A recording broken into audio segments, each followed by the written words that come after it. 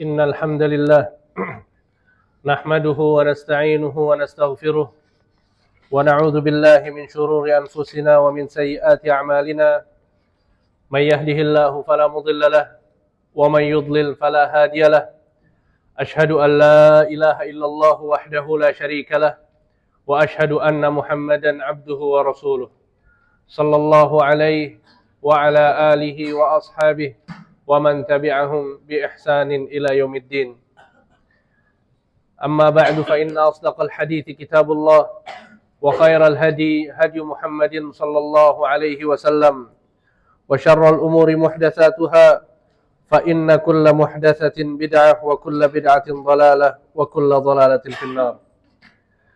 Ma'asyiral muslimin rahimani wa rahimakumullahu jami'an. Ketahuilah bahwa perintah terbesar yang Allah Subhanahu wa taala wajibkan atas seluruh manusia adalah bertakwa kepadanya. Allah Subhanahu wa taala berfirman, "Ya ayyuhalladzina amanu taqullaha haqqa tuqatih wa la tamutunna illa wa antum muslimun."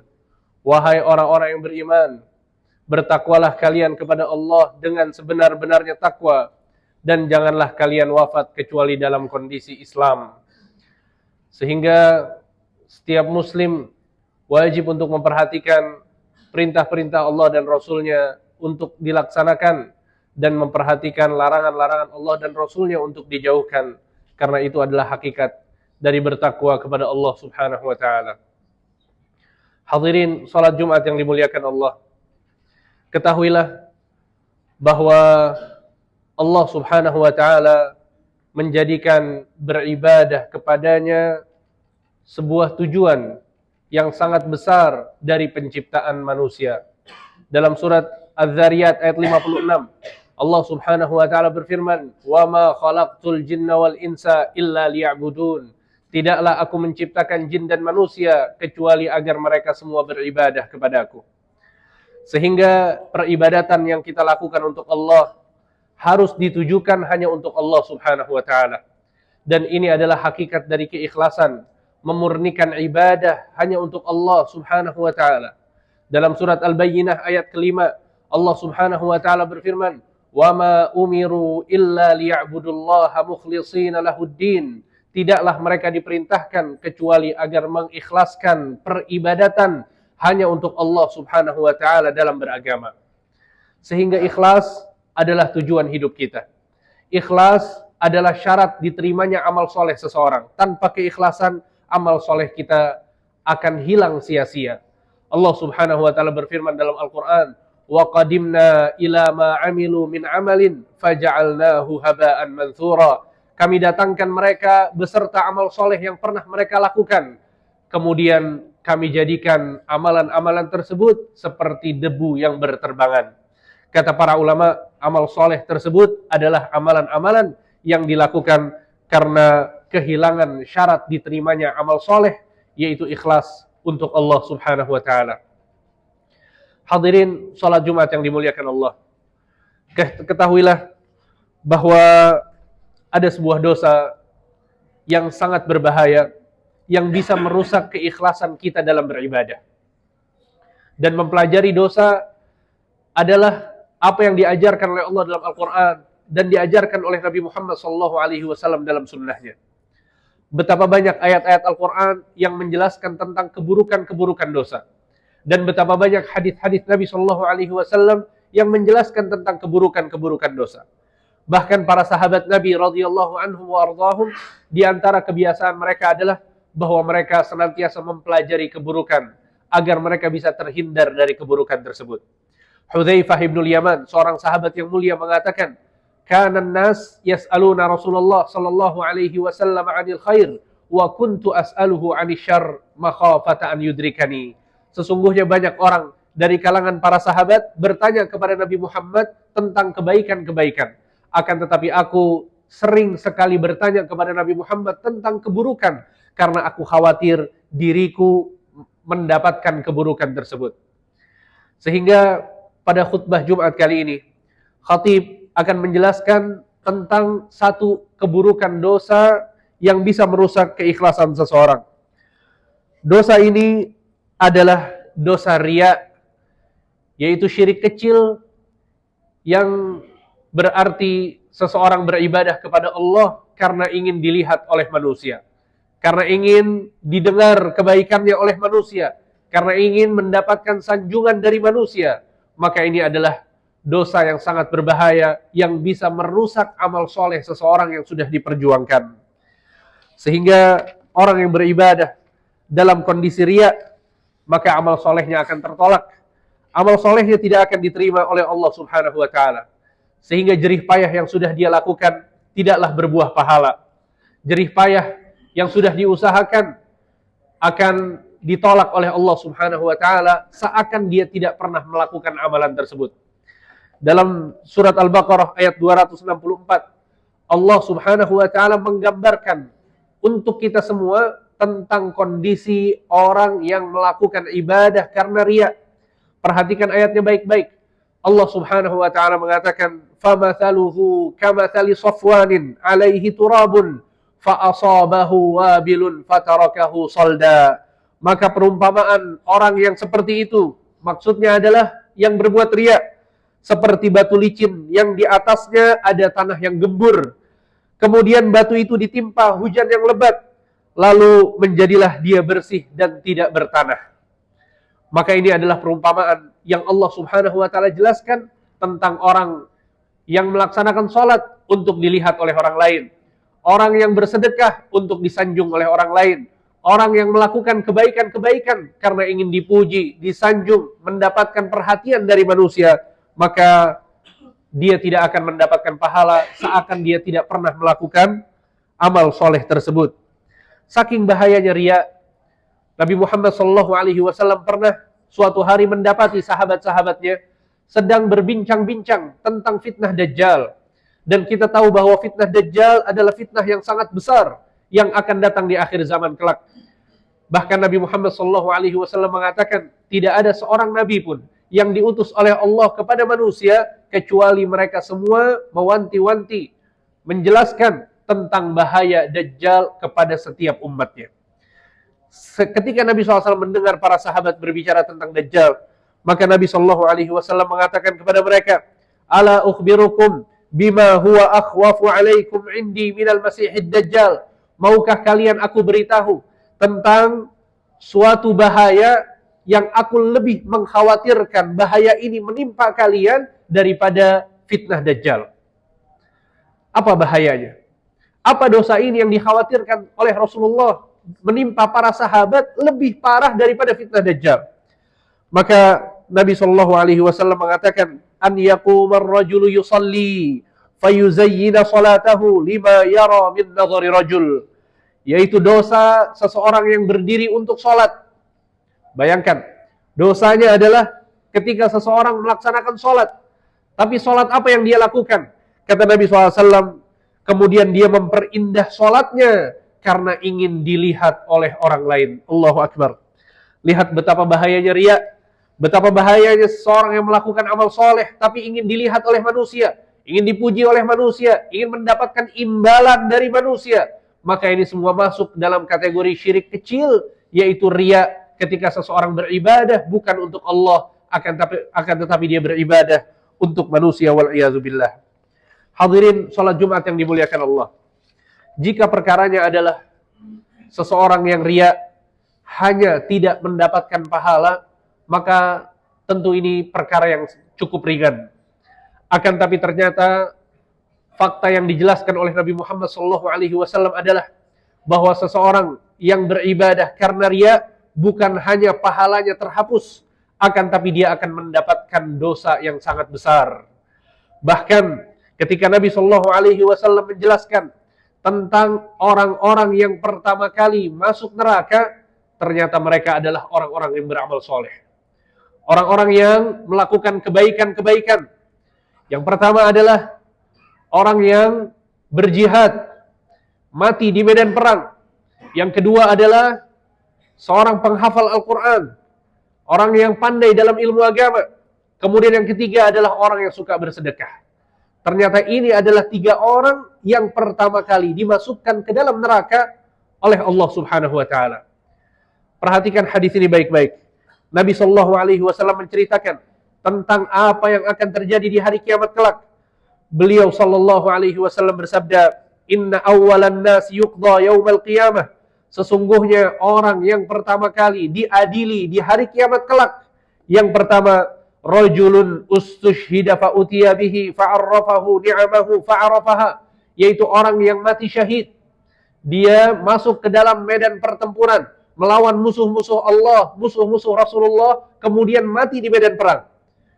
Lalu Allah Subhanahu wa taala memanggil orang ini untuk diadili. Kemudian Allah Subhanahu wa taala mengingatkan kepadanya tentang nikmat-nikmat yang Allah berikan kepadanya ketika dia hidup di dunia. Fa'arafaha, maka orang ini mengakui tentang nikmat-nikmat tersebut. Dan ini berlaku untuk setiap manusia. Dan ini yang dinamakan dengan hisab. Pada saat kita diadili oleh Allah, dihadapkan kepada Allah, kemudian diingatkan tentang nikmat-nikmat yang pernah kita dapatkan.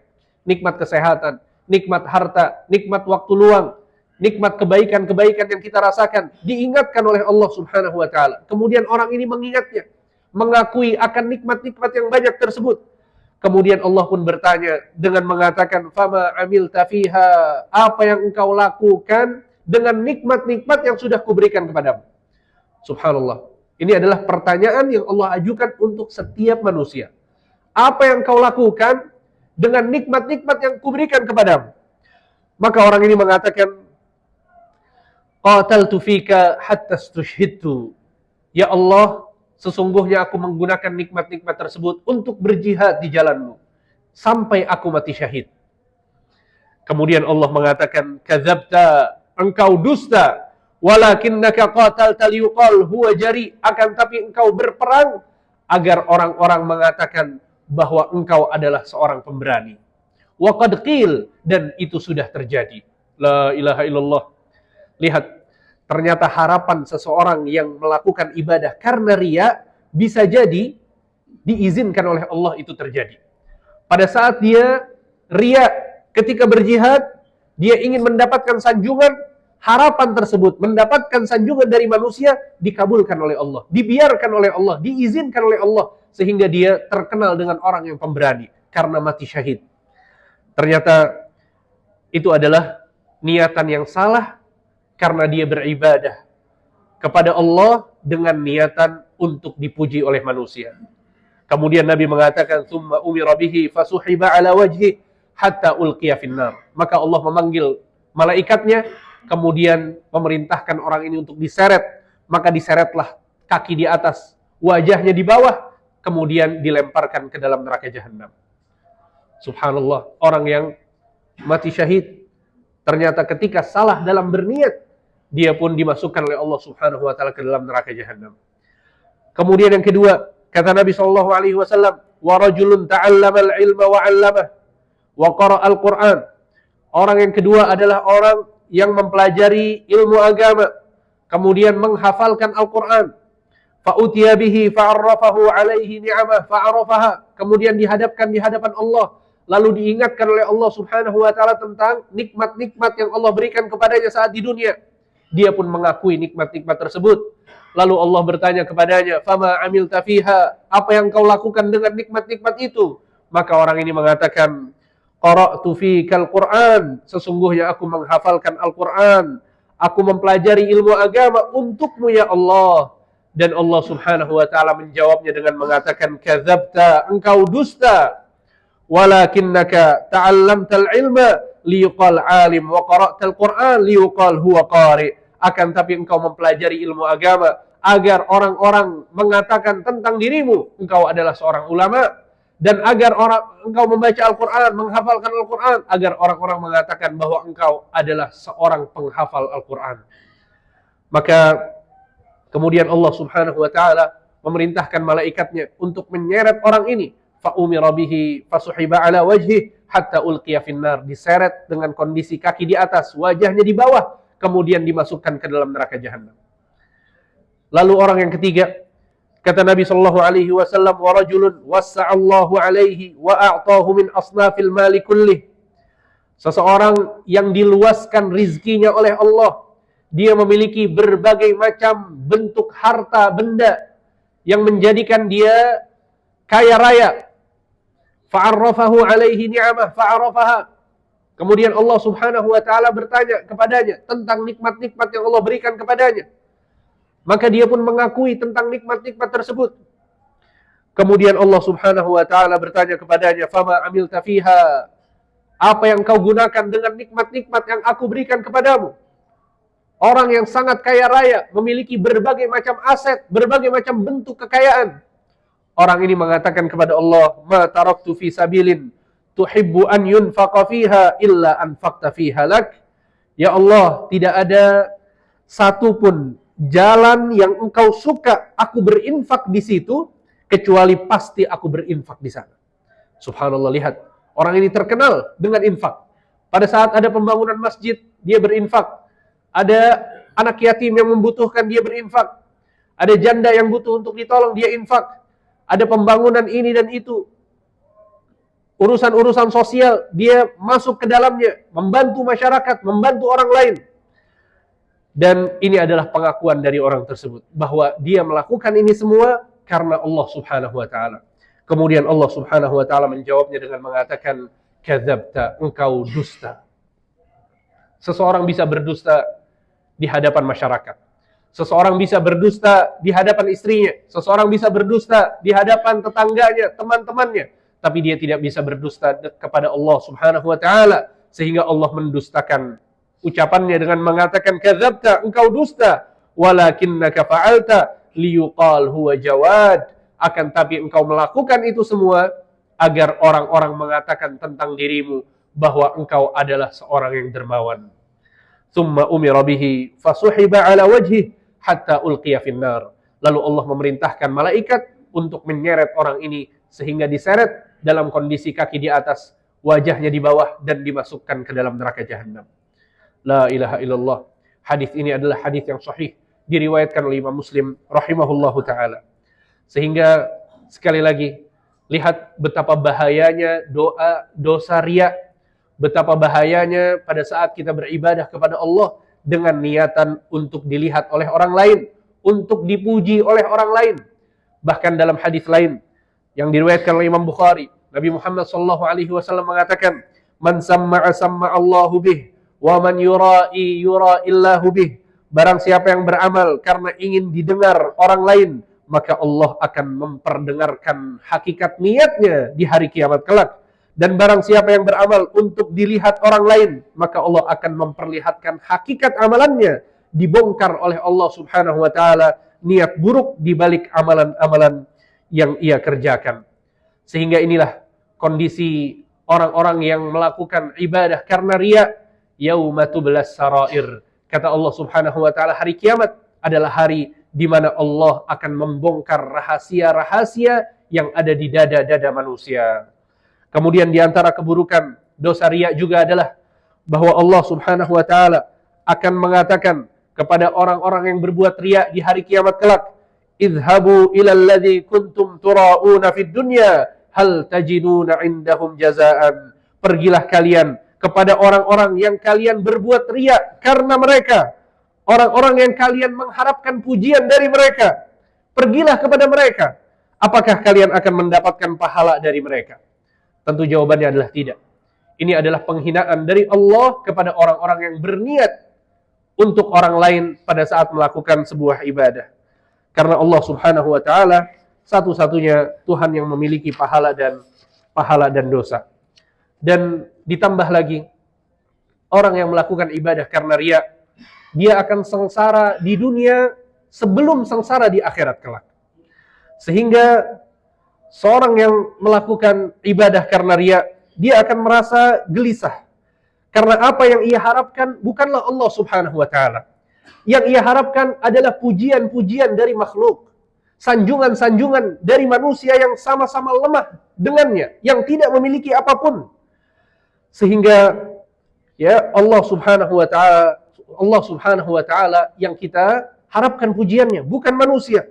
Maka ia akan selalu gelisah sebelum beramal. Ia akan gelisah karena ia tidak mengetahui sanjungan seperti apa yang ia akan dapatkan. Yang dia pikirkan adalah sanjungan manusia. Kemudian setelah beramal pun demikian, dia juga akan gelisah karena bisa jadi pujian yang dia harapkan itu tidak datang kepadanya. Dan setelah beramal pun demikian. Ia akan selalu menanti-nanti pujian-pujian dari orang lain. Dan dia akan semakin gelisah dan semakin sengsara kalau ternyata perjuangannya ini tidak mendapatkan pujian dari manusia atau tidak mendapatkan imbalan dari manusia. Berbeda dengan orang yang ikhlas. Pada saat dia sholat hanya untuk Allah, dia bersedekah hanya untuk Allah, dia membantu orang lain hanya untuk Allah subhanahu wa ta'ala, maka hatinya akan tenang. Tidak akan peduli apakah orang lain membencinya atau orang lain menyukainya. Apakah orang lain mencelaknya atau orang lain memujinya. Itu tidak akan merubah sikapnya sebagai kepribadian yang baik. Dia akan tetap sholat, dia akan tetap beribadah, dia akan tetap membantu orang lain. Karena niatannya hanya untuk Allah subhanahu wa ta'ala. Dan janji-janji Allah tidak akan mungkin dikhianati oleh Allah. Janji-janji Allah pasti akan didapatkan oleh orang-orang yang beramal soleh. Innallaha la yukhliful mi'ad. Karena sesungguhnya Allah subhanahu wa ta'ala tidak akan pernah mengingkari janji. Barakallahu li wa lakum fil Qur'anil azim wa nafa'ani wa iyyakum bima fihi minal ayati wa dzikril hakim. Aqulu qawli hadza wa astaghfirullah li wa lakum wa li sa'iril muslimina min kulli dhanb fastaghfiruh innahu huwal ghafurur rahim.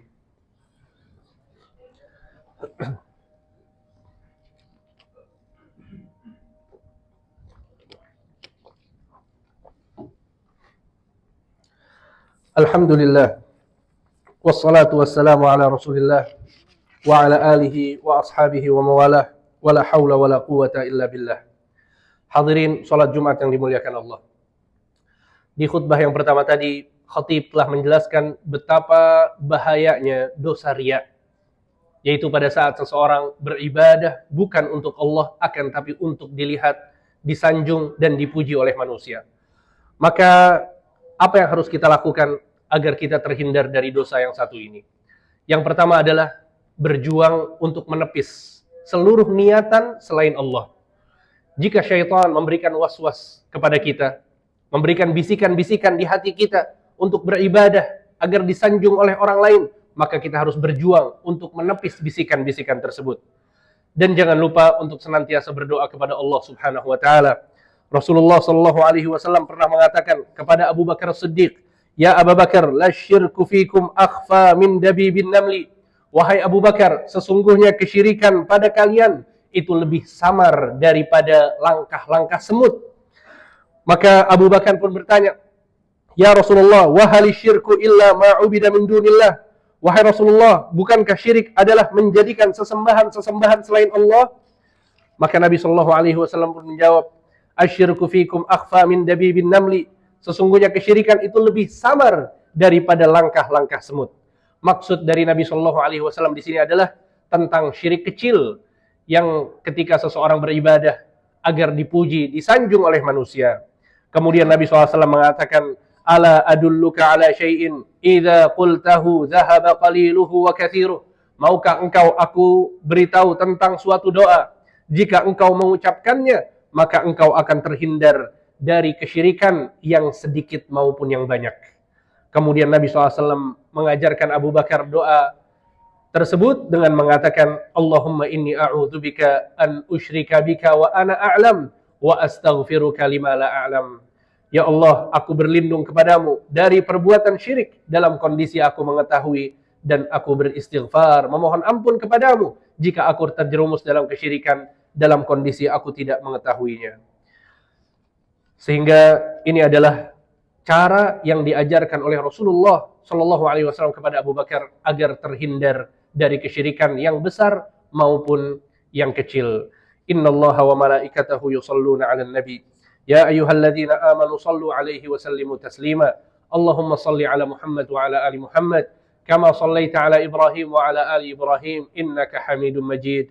Allahumma barik 'ala Muhammad wa 'ala ali Muhammad kama barakta 'ala Ibrahim wa 'ala ali Ibrahim innaka Hamidum Majid. Allahumma ighfir lil muslimina wal muslimat wal mu'minina wal mu'minat al ahya'a minhum wal amwat innaka sami'un qaribun mujibud da'awat. Allahumma inna nas'aluka al jannah wa nastajiru bika minan nar. Allahumma inna nas'aluka al jannah wa nastajiru bika minan nar. Allahumma inna nas'aluka al jannah wa nastajiru bika minan nar. Rabbana la tuzigh qulubana ba'da idh hadaitana wa hab lana min ladunka rahmah innaka antal wahhab. ربنا انصر إخواننا المجاهدين في فلسطين ربنا انصر إخواننا المجاهدين في فلسطين ربنا انصر إخواننا المجاهدين في فلسطين ربنا ظلمنا أنفسنا وإن لم تغفر لنا وترحمنا لنكونن من الخاسرين ربنا آتنا في الدنيا حسنة وفي الآخرة حسنة وقنا عذاب النار وأقم الصلاة